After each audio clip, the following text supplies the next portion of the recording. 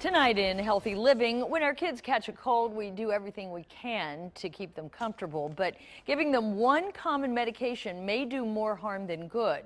The options for relieving a child's cough are limited, of course, but some parents are still turning to codeine.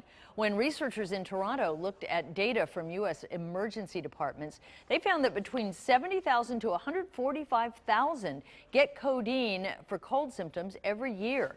Codeine is an opiate drug, and the younger the child, the higher the chance for side effects. Doctors say a safer remedy for your child's cough is a natural one: honey.